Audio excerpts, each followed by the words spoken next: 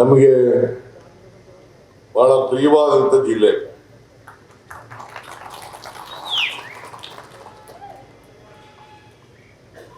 ಇದು ಹೊಸ ಜಿಲ್ಲೆ ಪ್ರಾರಂಭ ಮಾಡುತ್ತೆ ನಾವು. ಹೊಸ ಜಿಲ್ಲೆ ಬಂದ್ರೆ ಮುಖ್ಯಮಂತ್ರಿ ಸ್ಥಾನ ಹೊರಟೋಯ್ತದೆ ಅಂತಿದ್ರು. ಚಾಮರಾಜನಗರ ಜಿಲ್ಲೆಗೆ ಬಂದ್ರೆ ಮುಖ್ಯಮಂತ್ರಿ ಸ್ಥಾನ ಹೊರಟೋಗ್ಬಿಡ್ತದೆ. ನಾವೊಂದು 20 ಸಾರಿ ಬಂದಿರ್ಬೇಕಪ್ಪ,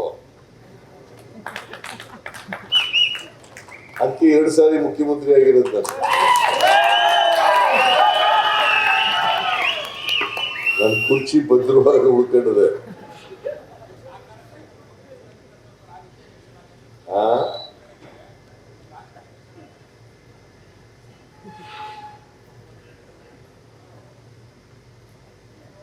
ರಾಜಕೀಯ ಮೀಸಲಾತಿ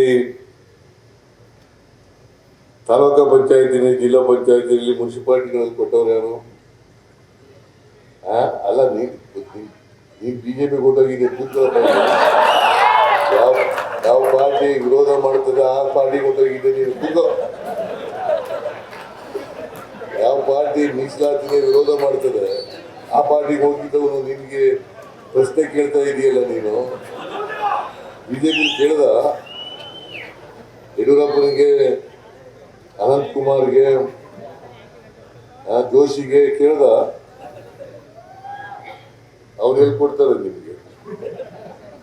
ಅವರು ನಿಮ್ಗೆ ಗೊತ್ತಾ, ಒಬ್ರು ಜೋಶಿ ಇಲ್ಲ, ಜೋಯಿಶ್ ಅಂತ ಒಬ್ರು ಇದ್ರು, ರಾಮ ಜೋಯಿಸರು. ಈಗ ಅಲ್ಲೇ ಇದ್ದ ನೀನು. ಅಲ್ಲ, ಹೈಕೋರ್ಟ್ಗೆ ಹೋಗಿ ಸುಪ್ರೀಂ ಕೋರ್ಟ್ಗೆ ಹೋಗಿ ಕೇಸ್ ಹಾಕ್ಬಿಟ್ಟು ಮೀಸಲಾತಿ ಕೊಟ್ಟರದೇ ಸರಿ ಇಲ್ಲ ಅಂತ ವಾದ ಮಾಡಿದ್ರು. ಆ ಪಾರ್ಟಿನಲ್ಲಿ ಇದ್ದೆ ನೀನು. ಕೂತ್ಕಳೆ, ನಂಗೆ ಗೊತ್ತಿದೆ, ಪದೇ ಪದೇ ಹೇಳ್ಬೇಡ, ನನಗೆ ಗೊತ್ತಿದೆ, ಕೂತು.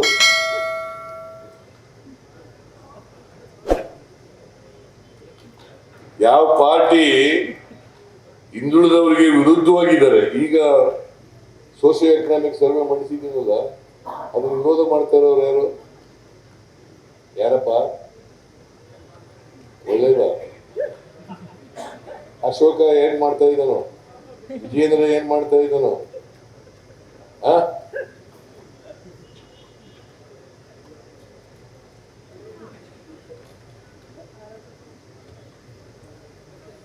ದೊಡ್ಡ್ರೆ ಗೊತ್ತಾ ನಿಮ್ಗೆ?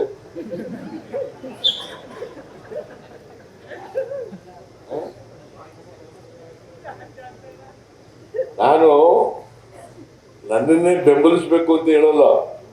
ಯಾರು ನಿಮ್ ಪರ ಇರ್ತಾರೆ ಅವ್ರ ಪರ ಬೆಂಬಲಿಸ್ತಾರೆ, ಯಾರು ನಿಮ್ ವಿರುದ್ಧ ಇರ್ತಾರೆ ಅವ್ರಿಗೆ ಬೆಂಬಲಿಸ್ಬೇಕು. ಯಾರು ನಿಮ್ ಸುರೇಶ್ನು ಹೊಟ್ಟೋಗಿದ್ದ ಬಿಜೆಪಿಗೆ, ಈಗಲೂ ಅಲ್ಲೇ ಇದ್ದೇನಾ? ಇದಾರೆ ನಮ್ಮ ಜೊತೆಲಿ ಗಿರಾಕಿಗಳೇ. ಸಿಕ್ತಿಲ್ಲ ಅಂತ ಅಲ್ಲಿ ಹೋಗಿದ್ದಾರೆ, ಅಲ್ಲೇನು ಸಿಕ್ತಿಲ್ಲ ಅಂತ ಮತ್ತೆ ಇಲ್ಲಿ.